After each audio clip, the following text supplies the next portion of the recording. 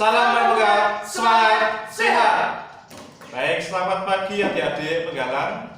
Hari ini kita bertemu lagi dengan Kak Yan dan Kak Anggoro. Di sini kita akan bersama-sama berkegiatan pramuka. Walaupun tidak di sekolah, di rumah pun kita bisa berkegiatan kepramukaan.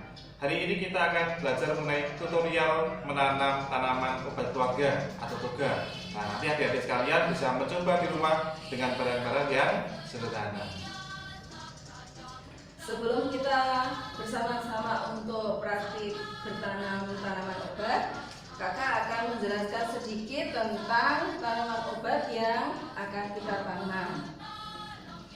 Nah, ini namanya jahe. Lalu jahe ini digunakan untuk apa? Jahe itu bisa meringankan nyeri otot, kemudian bisa mengurangi peradangan. Jadi kalau misalnya badan-badan kita terasa capek, kita bisa menggunakan jahe ini, kemudian kita parut, lalu dibolehkan di tempat yang capek. Atau kalau misalnya kita masak daging, jahe ini bisa untuk mengurangi bau amis. Nah, pada masa pandemi seperti ini, jahe sangat bagus untuk kesehatan karena bisa digunakan untuk minuman. Rasanya hangat nanti. Lalu yang kedua, kunyit. Kunyit kalau dikupas sedikit, nah, warnanya orange. Ya. Lalu kunyit ini digunakan untuk apa? Kunyit bisa digunakan untuk memasak. Jadi kalau misalnya kalian ulang tahun kemudian membuat nasi kuning, nah kuningnya itu berasal dari kunyit. Lalu untuk apa lagi? Bisa digunakan untuk obat juga.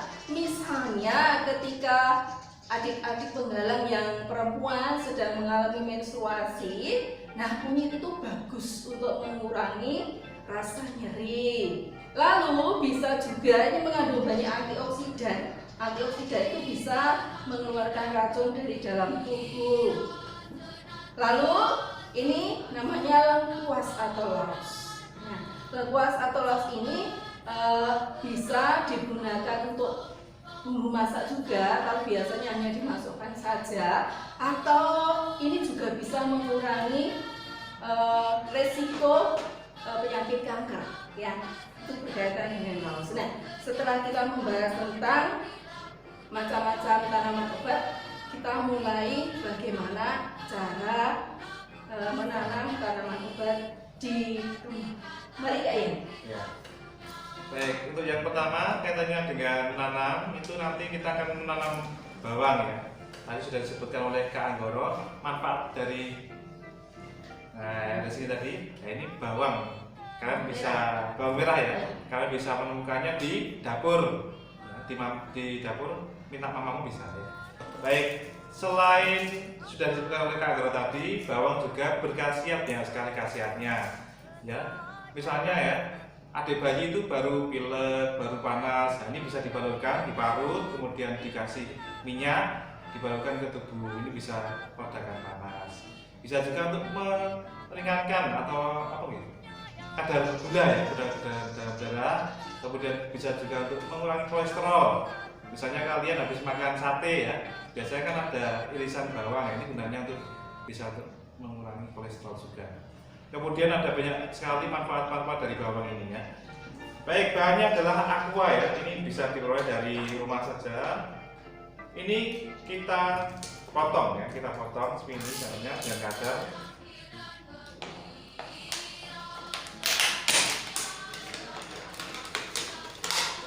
Nah, kita potong menjadi dua bagian. Nah, nanti akan seperti ini. Kemudian kita buka tutupnya. Ini jangan dihilangkan. Kita lubangi. Nah, ini bisa menggunakan solder kalau punya solder. Kalau tidak punya bisa menggunakan cutternya. Nah, ini. Kemudian ambil sumbu. Kita menggunakan sumbu ini karena nanti gunanya untuk menaikkan air ya. Seperti. Kita masukkan ke sini. Kemudian kita tutup lagi.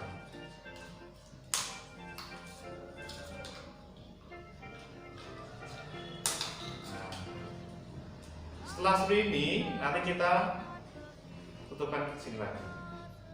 Nah. Kemudian kita beri tanahnya.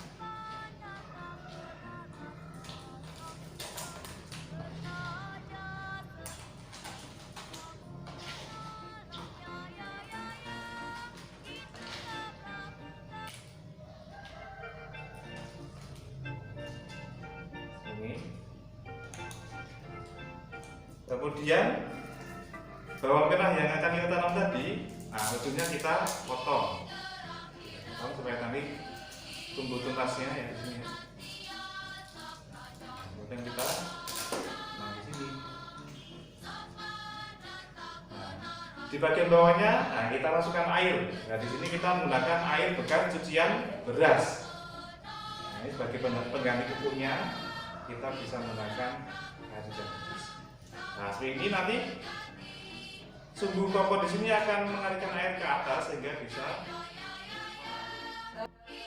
akan menggunakan terlebih dahulu untuk media tanahnya. Jadi tanah yang kita gunakan untuk media tanam kita adalah tanah yang subur.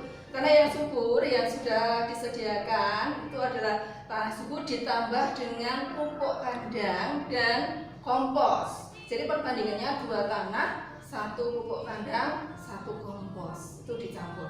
Dan kalau misalnya kalian ingin membuat pupuk kompos, caranya dari sampah-sampah organik ya, dari tanah, sisa makanan, itu bisa dicampur dengan EM3 ya. Oh, EM4. Kita campur dengan EM4.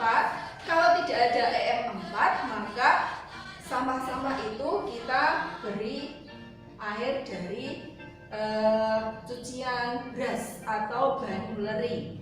Nah, caranya sama dengan Kak Dian, cuma bedanya hari ini kalau itu ada suplai airnya.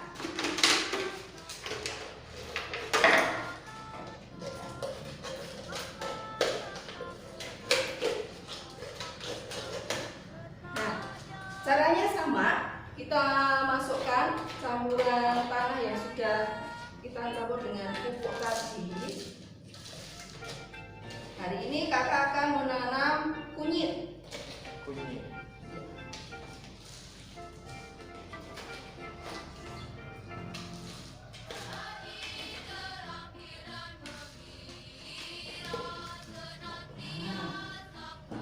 Kunyit yang kita ambil, yang kalau digunakan untuk bahan jamu kunyit asam, kemudian untuk masak, kita ambil yang rimpang yang tua. Tapi kalau akan kita gunakan untuk bertanam, yang kita ambil adalah yang muda atau yang cabangnya.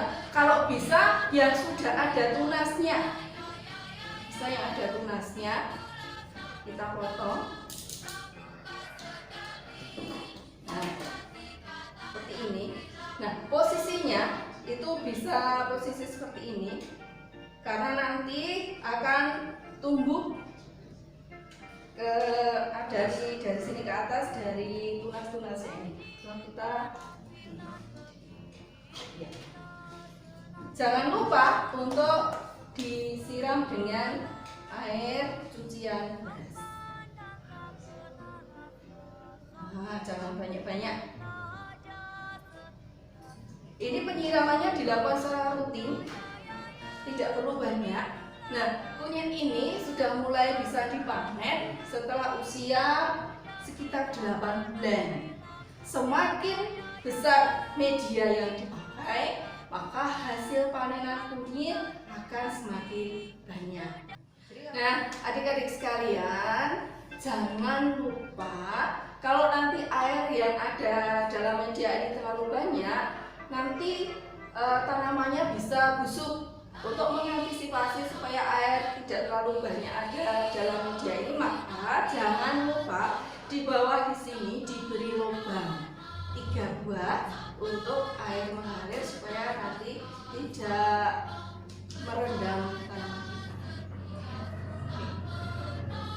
Ya, demikian adik-adik sekalian, pertemuan kita pada hari ini berkaitan dengan tanaman obat keluarga, silahkan mencoba untuk menanam di rumah. Jangan hanya satu kunyit ya, tetapi tanam juga yang lain, misalnya kencur atau laos atau jahe, karena bisa digunakan untuk sehari-hari. Ketika kita sedang masak, wah sedang radang ini, cari saja tanaman obat di kebun atau di ya. Baik, selamat mencoba di rumah, semoga nanti berhasil. Salam sehat, selamat berpraktek-praktek ya.